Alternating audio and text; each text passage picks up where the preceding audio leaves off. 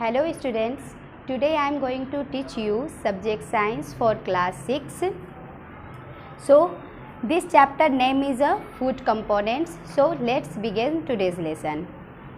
Previous chapter में मैंने आपको बताया था what is a food, food क्या होते हैं, why do we need food, भोजन की हमें क्यों आवश्यकता होती है, किसके लिए, एनर्जी के लिए। अगर मैं कहूँ कि भोजन हम लोग क्यों लेते हैं तो हमें भोजन से क्या मिलता है, एनर्जी मिलता है। बट किस चीज़ को करने के लिए, तो एनी वर्क, कोई भी वर्क करने के लिए हमें किसकी ज़रूरत होती है, फूड की, क्योंकि फूड हमें क्या देता है, एनर्जी को देता है। ठीक है, इस चैप्टर में हमें पढ़ना है कि फूड कंपोनेंट्स क्या होते हैं। तो मैंने आपको बहुत अच्छे से बताया था कि फूड कंपोनेंट्स 7 टाइप्स के होते हैं। कौन कौन से, शॉर्ट में मैं आपको फिर से याद करवा दूं। Carbohydrates, proteins, fat, fibre, water, minerals and vitamins. 1 2 3 4 5 6 7 total 7 types के क्या होते हैं, आपके फूड कंपोनेंट्स होते हैं जो हमारी बॉडी में अलग अलग कार्य करते हैं। हमारी बॉडी को एनर्जी भी देते हैं, हमारी बॉडी को क्या करती है, ग्रोथ करने का भी काम करते हैं, plus protection from a disease, और रोगाणुओं से, बीमारियों से हमारे शरीर की रक्षा करते हैं। अब आते हैं, बात करते हैं कि व्हाट इज़ ए न्यूट्रिशन क्या होता है, क्योंकि फूड हमें एनर्जी देता है, फूड से हमें क्या होती है, ग्रोथ मिलती है, बॉडी बिल्डिंग होती है। ठीक है, वो हमें रोगाणुओं, बीमारियों से भी मदद करता है। तो न्यूट्रिशन क्या चीज़ होते हैं, तो the process of consumption and utilisation of food is known as a nutrition. यानी भोजन का जिस तरह से उपयोग हमारे शरीर में होता है, वो सब चीज़ें, ये सब मिलके क्या बनाती हैं, एक न्यूट्रिशन बनाती हैं। ध्यान से पढ़ना, अगर तुम फूड पढ़ रहे हो तो तुम्हें पता चलना चाहिए कि फूड क्या देता है, किस चीज़ के लिए हम इस चीज़ को अपने बॉडी में लेते हैं, ये सारी चीज़ें मिलती कहाँ से हैं, what is a components and what is a nutrition.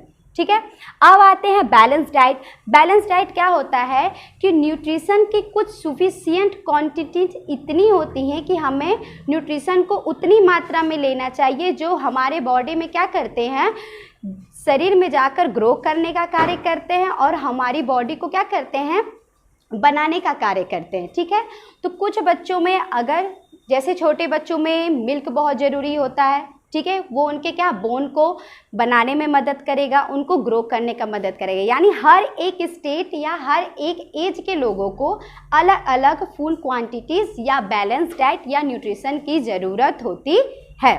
ठीक है, ये कंप्लीट हुआ। अब आते हैं, इम्पॉर्टेंट है, what is a food pyramid. ठीक है, तो फूड पिरामिड क्या होता है, फूड पिरामिड, ये this pyramid was designed bye US department of agriculture. ठीक है,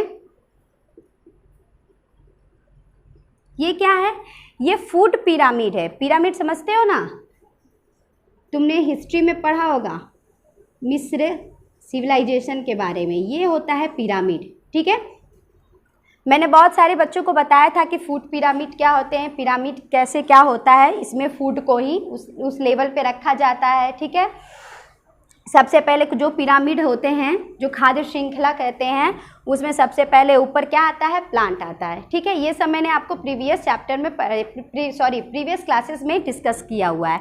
यहाँ पे आता है कि what is a food pyramid. तो पहले मैं आपको बता दूँ, ये फूड पिरामिड है वो ओवर 6 ईयर्स ऑफ एज के चिल्ड्रेंस या बच्चों के लिए बनाया गया है। ठीक है, डन। और इसे डिज़ाइन किसे किया है, तो इसे US department of agriculture, US मतलब समझ रहे हो ना, यूनाइटेड स्टेट के एग्रीकल्चर के डिपार्टमेंट के लोगों ने इसे बनाया है। इस पिरामिड में मैं अगर शॉर्ट में तुम्हें बताऊं तो सबसे पहले इन्होंने क्या रखा है, फैट्स रखा है। क्या रखा है, फैट्स रखा है। फिर सेकेंड वाले पिरामिड, फिर इसके बाद वाले पिरामिड को इन्होंने बांट दिया। अगर इस पिरामिड में इस तरफ अगर मीट फिश रखे गए हैं तो इस तरफ इस पिरामिड में मिल्क रखे गए हैं। ठीक है, मिल्क रखे गए हैं, बटर रखे गए हैं। ध्यान देना इस बात का, आपके बुक में ये फिगर अच्छे से डिस्क्राइब है। फिर इसके नीचे जो पिरामिड दिया है उसमें अगर आपका इधर क्या आता है, अगर ब्रेड आता है, पास्ता अगर आता है, तो इस वाले पिरामिड में आपके फिश रखे गए हैं। फिर लास्ट वाले में आपके वेजिटेबल्स और सीरियल्स रखे गए हैं। एक चीज़ कॉमन देख रहे हो इस पिरामिड में क्या है, इस वाले साइड में जितने भी क्या कहते हैं मीट, फिश, ये सब चीज़ें हैं, ये सब हमारे किस में मदद करते हैं, स्पेशली कुछ प्रोटीन्स और कार्बोहाइड्रेट्स के लिए। और इस साइड वाले जो जितने भी पिरामिड है, मिल्क, बटर, फिश या ये सब जो तीनों हैं, ये सब हमें क्या करते हैं, विटामिन्स के लिए फ़ायदेमंद होते हैं, जो हमारे शरीर के किसी न किसी ऑर्गन के लिए बहुत ही ज़्यादा बेनिफिट का कार्य होता है।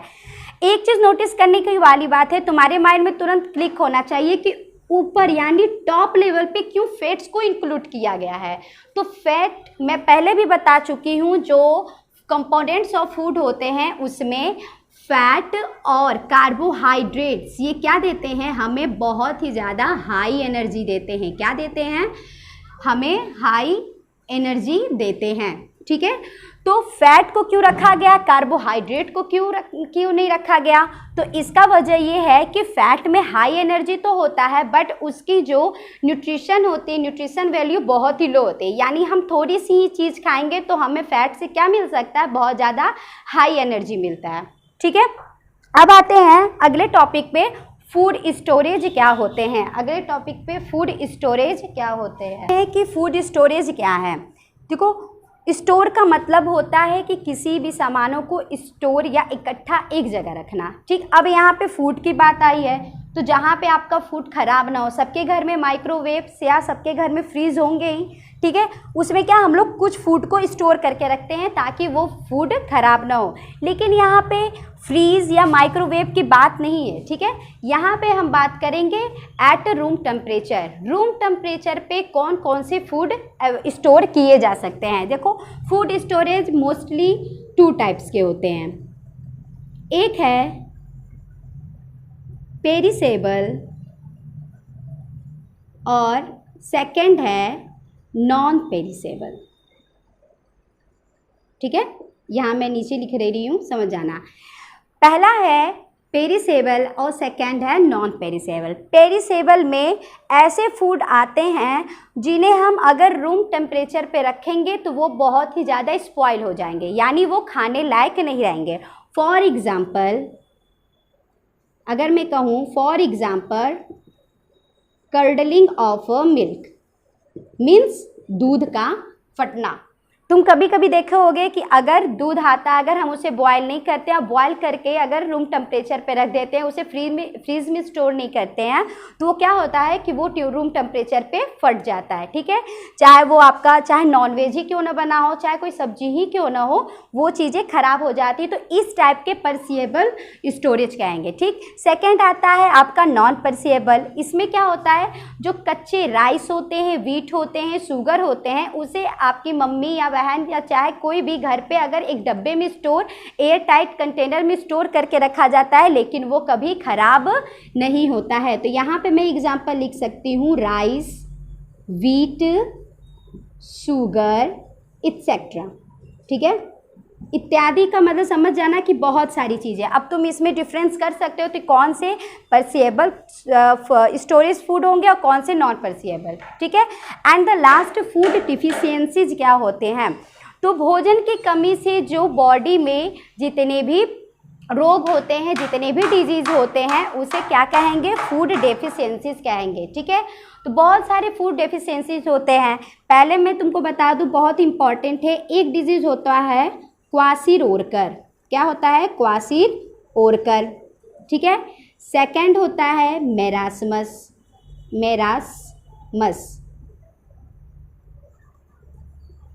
अब ये क्या है, ये दोनों एक डिजीज़ के नाम हैं जो हमें फूड से मिलते हैं, बट मैंने बताया था ना कि फूड के कंपोनेंट्स में भी होते हैं 7।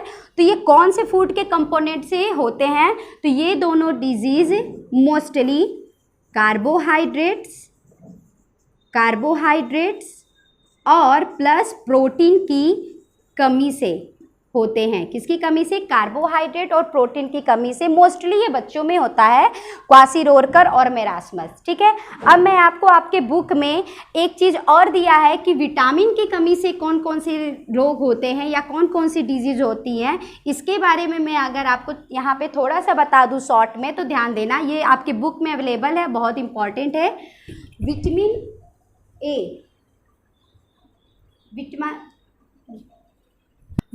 ए, विटामिन ए की कमी से हमारे शरीर में नाइट ब्लाइंडनेस होता है। नाइट ब्लाइंडनेस, ये सब याद करने वाली चीज़ है, याद करिएगा। विटामिन बी, इसकी कमी से हमारे बॉडी में मोस्टली बच्चों में ये बेरी रोग होता है। विटामिन सी, इसकी कमी से स्कर्वी रोग होता है। ठीक है, नेक्स्ट है विटामिन डी, इसकी कमी से हमारी बॉडी में रिकेट्स या सूखा रोग होता है। नेक्स्ट विटामिन ई, इसकी कमी से रिप्रोडक्टिव, चाहे वो मेल हो या फीमेल हो, उसमें कुछ ऐसे रिप्रोडक्टिव फेलर, कुछ डिजीज़ होते हैं, ये रोग होते हैं। लास्ट में अगर हम बात करेंगे विटामिन के, तो हीमोरेजिक नाम का एक रोग होता है, ये रोग होता है। ठीक है, एक डिजीज होते हैं। ये सब नाम आपके बुक में लिखा गया है, बहुत अच्छे से उसके बारे में बताया गया है। अगर आप बुक लेके इस वीडियो को देखते हो, पढ़ते हो, तो आपको बहुत अच्छे से क्लियर होगा। ठीक है, फिर से मैं कर दे रही हूँ। प्रोटीन कार्बोहाइड्रेट्स की कमी से बॉडी में बच्चों में क्वासीरोरकर और मेरास्मस डिजीज होते हैं। विटामिन ए की कमी से नाइट ब्लाइंडनेस, क्योंकि बहुत सारे विटामिन होते हैं, मैं सबको प्रीवियस क्लासेस में बता चुकी हूँ। तो विटामिन ए से night blindness, vitamin B beriberi, C scurvy, D rickets, E reproductive failure and K haemorrhagia नाम का एक रोग होता है, ये सब होते हैं। ठीक है, इस चैप्टर में फूड कंपोनेंट्स के बात में था, मैंने छोटे छोटे टॉपिक को लेके तुमको समझाने की कोशिश की है। फाइनली तुम्हें समझ में आ गया होगा, बाकी आपको नोट्स अवेलेबल हो जाएगा और आप बुक लेके अपने इस वीडियो को कंप्लीट करिए और इस चैप्टर को पूरा अच्छे से पढ़िए। Thank you so much.